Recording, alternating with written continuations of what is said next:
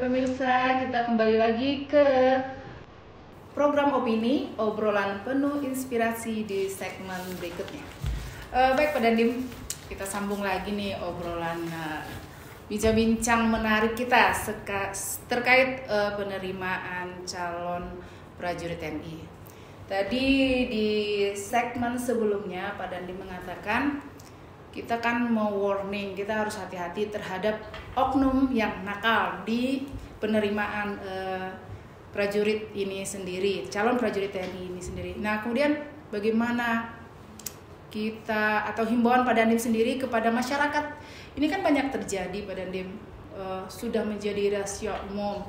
Kadang ada yang terkecoh, masyarakatnya sekian ratus juta agar anaknya lulus menjadi abdi negara. Ujung-ujungnya uang hilang, anak tidak jadi masuk anggota. Himbauan Pak Dandim sendiri ini bagaimana Pak? Terima kasih ini atas pertanyaan.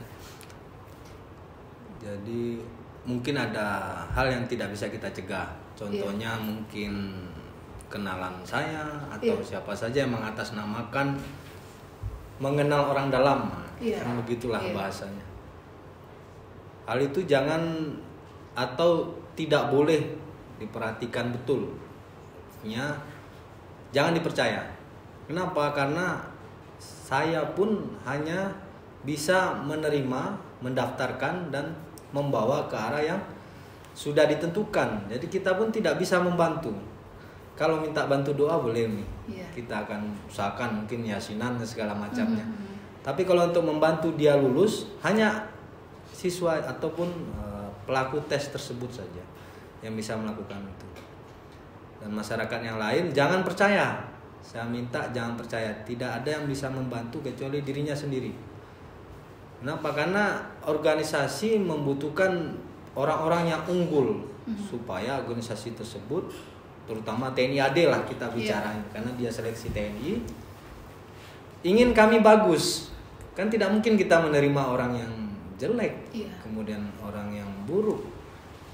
Tentu akan sangat konyol bagi kita menerima orang yang akan menghancurkan organisasi kita, TNI AD pada umumnya kan. Mungkin itu yang bisa saya sampaikan. Siapkanlah dirimu kalau memang ingin menjadi prajurit TNI AD. Jangan karena orang tua, jangan karena ingin gagah, jangan karena ingin punya pacar banyak, karena mungkin ganteng, berpakaian itu kan gitu. Ya siapkan, kemudian niatkan dari hati 3 hal tadi. Menjadi prajurit itu dia memiliki keberanian, pengabdian dan pengorbanan. Kalau tidak siap, lebih baik kembali. Jadi kita punya moto di lembaga pendidikan, apabila Anda ragu-ragu, kembali. Tidak usah lanjut. Tapi kalau sudah masuk, basah, mandi sekalian. Itu prinsip kami. Tapi begini loh Pak Dandim, bagaimana caranya? Ini kan banyak setelah masuk mereka membaca, ada webnya, kita masuk secara umum, mengantisipasi yang sangat yang sangat ini sekali Pak Dandim, seminim-minimnya loh. Ya setelah masuk kan mereka jalan dengan apa adanya. Si orang tua ini percaya, gampang percaya dengan ada seperti saya katakan tadi, saya orang dalamnya, saya orang dekat dengan Pak Dandim. Nah, supaya si orang tua tidak gampang percaya itu bagaimana Pak Dandim? Apakah orang tua datang sendiri misalnya ke Kodim di mana dia tempat dia mendaftar, atau tanyakan langsung, atau bagaimana Pak Dandim? Betul. Ini kiat loh Pak Dandim untuk para orang tua yang anaknya sangat berminat menjadi prajurit TNI. Silakan Pak Dandim. Terima kasih.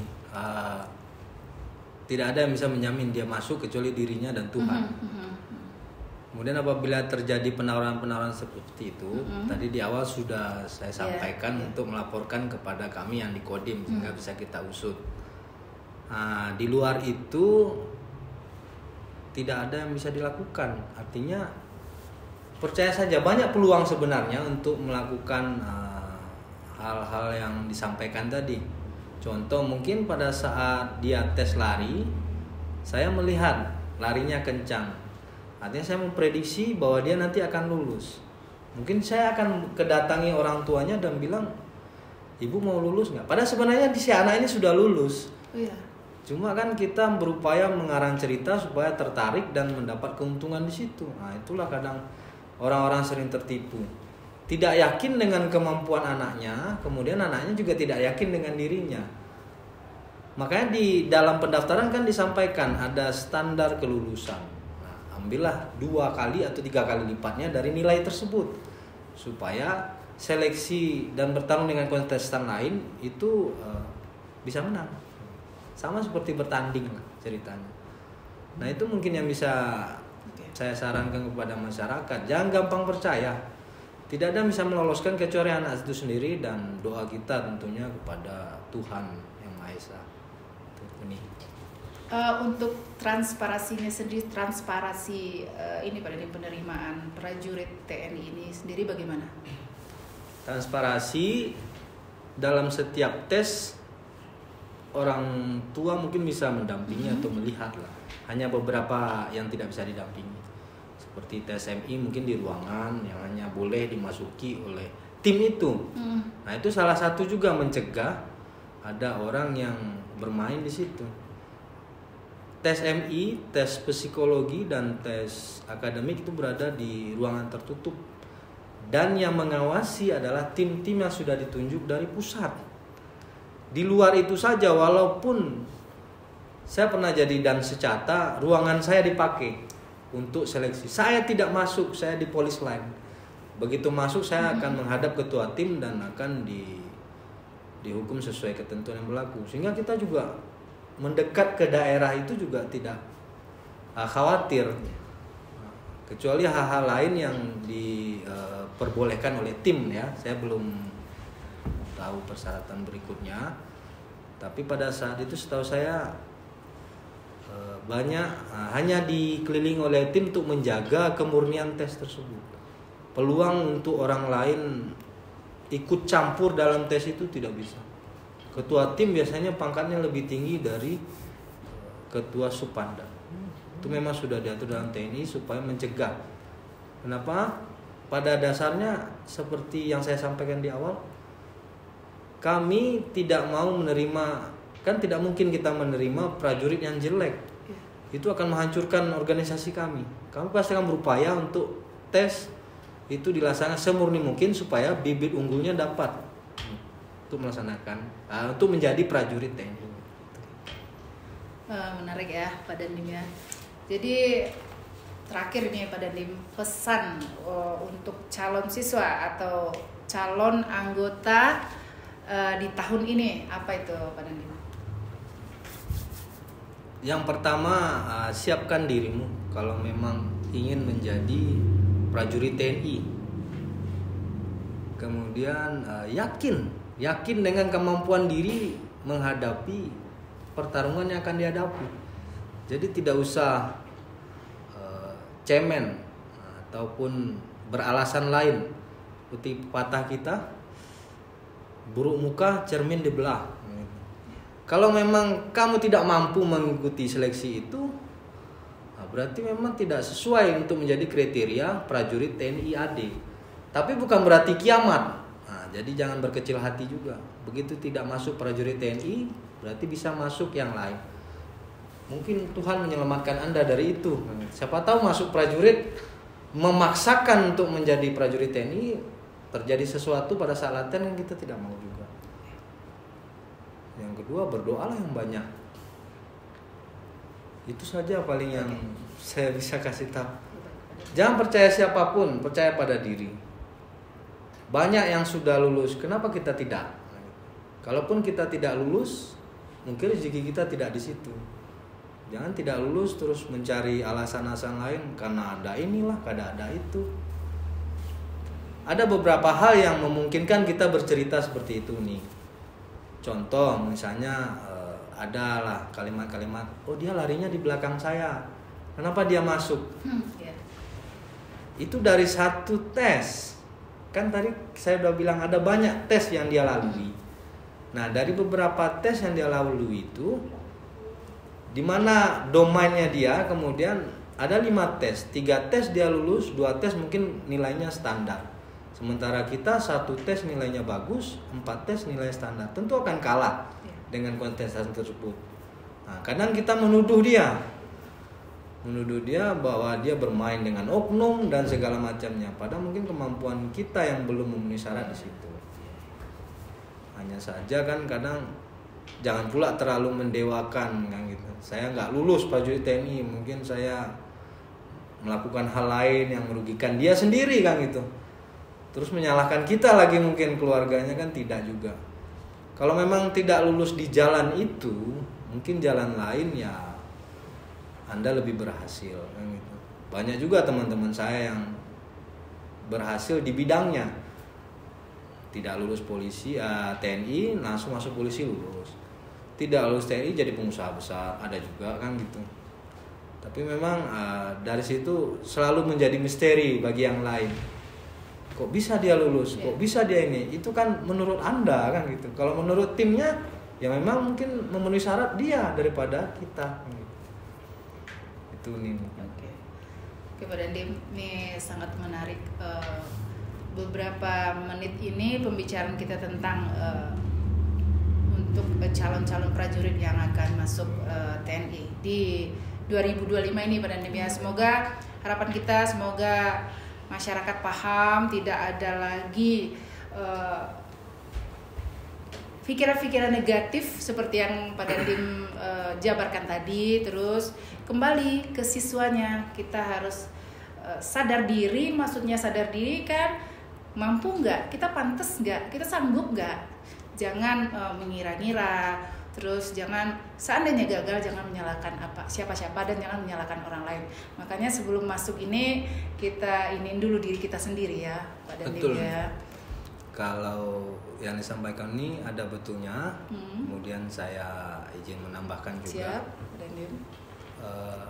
Sadar diri ya. Percaya diri harus. Artinya kalau misalnya kita melihat orang itu larinya lebih bagus, ya kita latihan lari yang kuat, kemudian persiapan yang bagus, cek kesehatan kita sendiri dan segala macamnya yang memungkinkan kita memenangkan pertarungan itu. Kalau kita pasrah juga salah juga. Ya. Kita kan harus tahu kemampuan kita ini kita dan tahu, kita harus percaya diri ya. Percaya diri. Ya. Bisa. Kalau orang lain bisa, nah, kenapa kita nggak bisa? Ya. Kalau sekarang kan banyak yang diplesetkan. Kalau orang lain bisa, kenapa nggak dia aja katanya?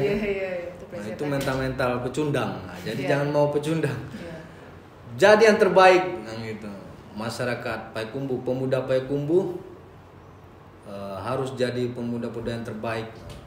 Saya uji nyali Anda di tes kali ini, kan gitu. Sedikit Pak Dandim sebelum kita closing ini ya di opini ini Pak Dandim. Untuk penerimaan prajurit TNI ini sendiri yang peminat dari perempuan gitu loh, calon prajurit perempuan, seberapa banyak, berapa persen sih Pak Dandim untuk sampai saat ini? Kebetulan yang terdekat adalah Secata ya, artinya calon tamtama, calon tamtama TNI AD, di mana di sini tidak ada untuk perempuan. Jadi perempuan ataupun prajurit yang koat, kita bilang korps wanita angkatan darat, itu diambil mulai pangkat bintara. Jadi kalau nanti ada seleksi bintara, silakan mencoba di situ karena kebutuhan organisasi sebenarnya. Koat ini akan ditempatkan di bidang-bidang administrasi di angkatan darat. Kalau untuk calon tamtama sementara tidak mengambil perempuan. Berarti di Bintara ya. Di Bintara. Sangat menarik obrolan kita di sore ini. Terima kasih sudah memberikan beberapa masukan, himbauan, saran untuk kita semua dan masyarakat umum tentunya. Baik, pemirsa, cukup sampai di sini dulu obrolan kita kali ini bersama Pak Dandim 0306 50 Kota, Bapak Letkol Infanteri Ucok Namara SIP. Semoga bermanfaat untuk kita semua. Assalamualaikum warahmatullahi wabarakatuh.